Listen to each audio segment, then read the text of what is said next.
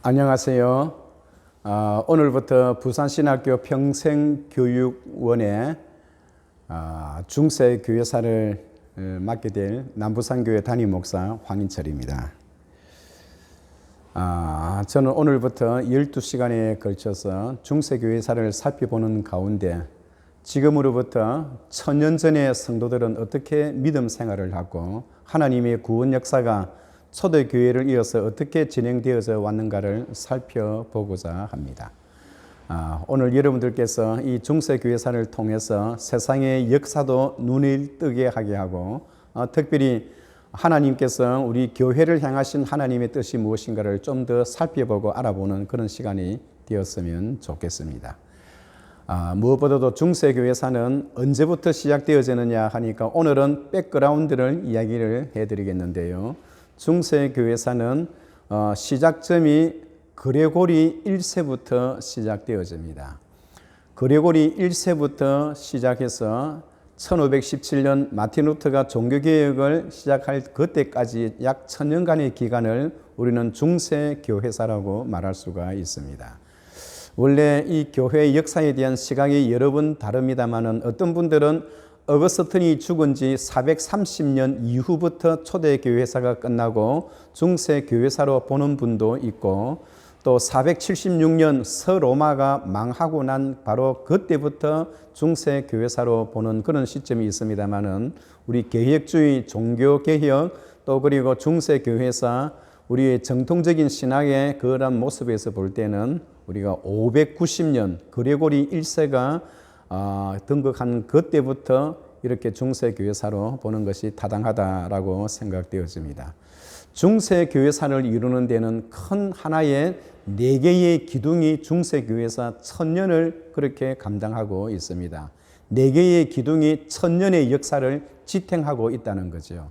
우리가 중세교회사를 살펴보는 가운데 특별히 앞으로 주목할 부분은 교황제도입니다. 교황제도, 교권제도인데 이것이 누구에게서부터 비롯되었느냐 하니까 590년 그레고리 1세부터 비롯되어졌습니다. 모든 중세에 교권이 확립되고 교권이 힘을 얻는 것은 바로 그레고리 1세부터 시작되어졌다 하는 것을 기억하고 1000년 동안의 그 중세교회사의 그 역사의 큰 줄기가 바로 교황제도 확립이다.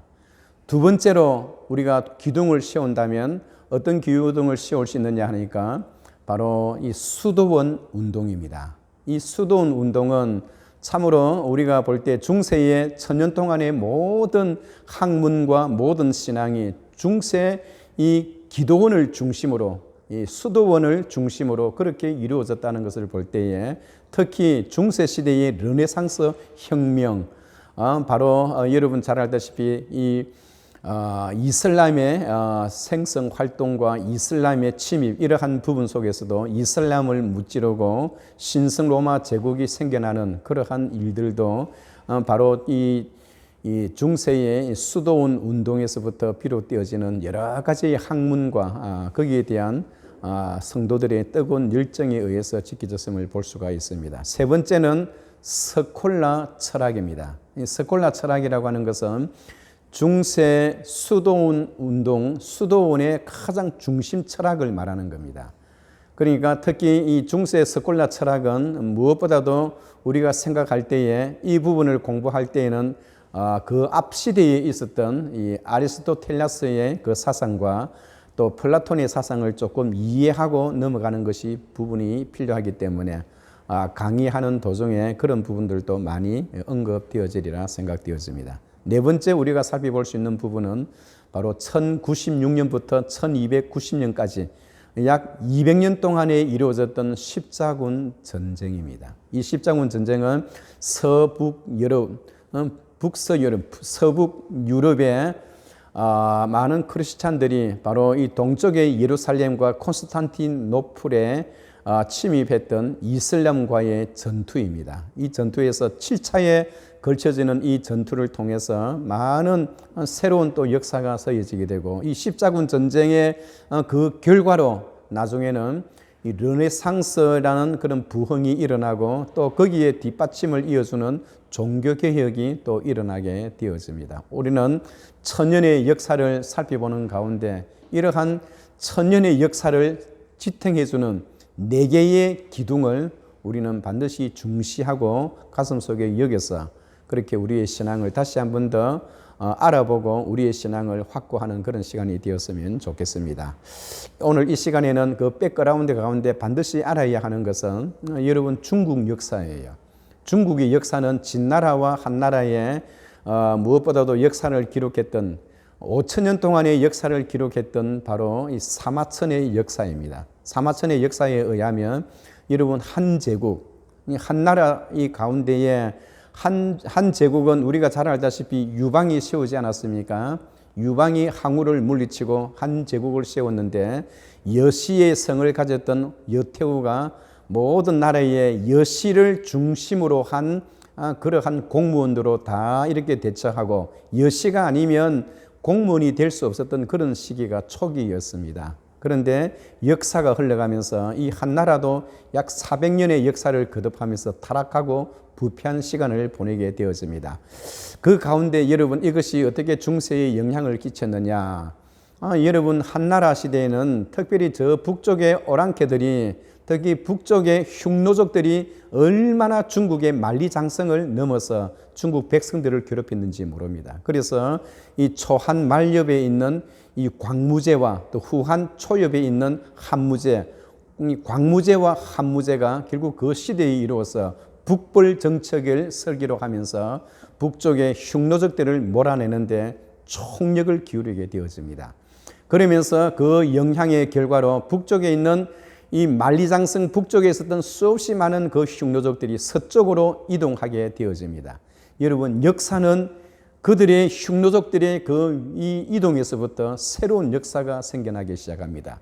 그 흉노족들이 서쪽으로 서진을 하면서 결국은 우랄 산맥을 넘고 저 북쪽에 있는 서북쪽에 있는 스칸디나비아까지 흉노족들이 들어가자 그 당시에 흉노족들은 그 스칸디나비아 북쪽에 있는 그 지역까지 들어가자 스칸디나비아에 살고 있던 많은 게르만 민족들이 그들과 싸워서 이길 가능성이 없으니까 남쪽으로 도망쳐 내려옵니다. 엄청나게 많은 게르만 민족들이 남쪽으로 남하하게 되어지는데요. 사실 보면 이 중국 역사에서 시작되어졌던 그 흉노족들이 저 유럽으로 가서는 그 흉노가 훈족이 되는 거예요. 여러분 훈족이 세운 나라가 어떤 나라인가요? 훈족이 세운 나라가 바로 헝가리입니다. 이 배고픈 민족, 헝가리 민족이에요. 그런데 여러분 그 훈족, 그 흉노족들이 나타나자 엄청나게 많은 게르만 민족들이 이동을 하게 되는데 남쪽으로 이동하게 됩니다. 그 이동하게 되는 그 경위 속에 보면 그 게르만 민족의 그 종류를 보면 스고토족, 동고토족, 롬바르드족, 프랑크족, 앵글로 색선족, 반달족 비롯해서 엄청나게 많은 여러 가지 다양한 그 게르만 민족들이 이동을 하고 지역에 들어가면서 그 나라들이 망하게 되어지는 거예요. 특별히 로마에 침투했던 그 많은 게르만 민족들은 이 라인강과 다뉴브 강을 건너서 로마로 침투했던 많은 다양한 그러한 그 게르만 민족 가운데 그 지역에서 성리를 거두고 끝까지 살아남았던 그 민족이 프랑크 민족입니다. 476년 로마는 더 이상 이렇게 갈 바를 알지 못하고 밀려오는 그 게르만 세력에 의해서 결국 로마는 망하게 되어지는 겁니다. 망하게 되어지면서 나라의 정체가 다시 한번 새롭게 정리되어지고 사실 보면 우리가 초대 중세에 가장 알아야 할 신학자는 어거스틴입니다. 어거스틴은 354년에 태어나서 430년에 76세까지 이 세상을 살다가 죽으신 분인데요. 타락하고 부패한 삶을 살다가 결국은 어머니 모니카의 기도의 덕분에 회심하여 중세 시대까지 영향을 미치고 오늘 이 시대까지 그 어거스틴의 신학과 사상이 지금까지 우리들에게도 영향을 미칠 때 역사상 정말로 바울 다음으로 가는 큰 공헌을 했던 그런 신학자가 어거스틴이 아닌가 생각되어집니다. 어거스틴은 살아있을 때 특히 펠라기우스와의 이 신학 논쟁으로 유명합니다.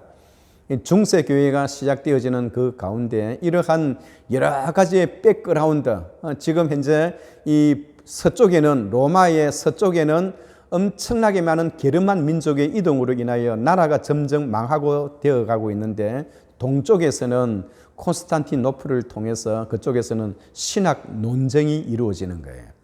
동쪽에서 특히 비잔틴 제국에서 이루어졌던 신학 논쟁은 예수 그리스도는 누구인가? 하나님은 삼위일체의 하나님이신데 어떻게 하나님이 삼위일체 하나님이 되어질 수 있는가? 예수님은 인성을 가졌는가? 아니면 신성을 가졌는가? 인성과 신성과의 관계의 문제를 계속 거듭하는 그러한 일들이 동쪽에서 일어나게 되었습니다. 로마 제국은 서쪽과 남쪽으로 나뉘어져서 서쪽에는 전쟁으로 인하여 그 황제가 게르만 민족에 의해서 생포가 되고 죽임을 당하고 나라가 멸망되고 새로운 프랑크 제국이 일어나고, 동쪽에는 신학 논쟁으로 많은 시간을 할애하는 가운데에 이 역사는 흘러서 중세 시대로 흘러가는 그런 백그라운드를 가지게 되어집니다.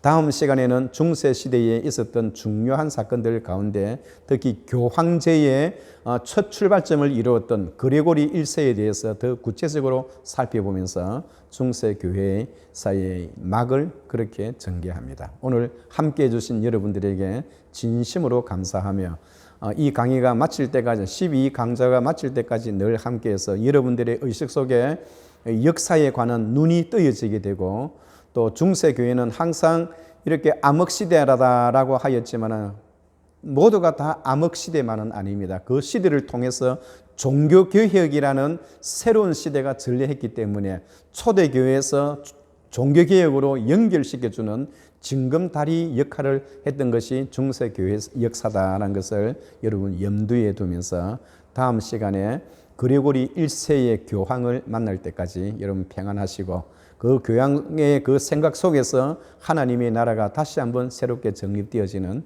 귀한 시간 되었으면 좋겠습니다. 감사합니다.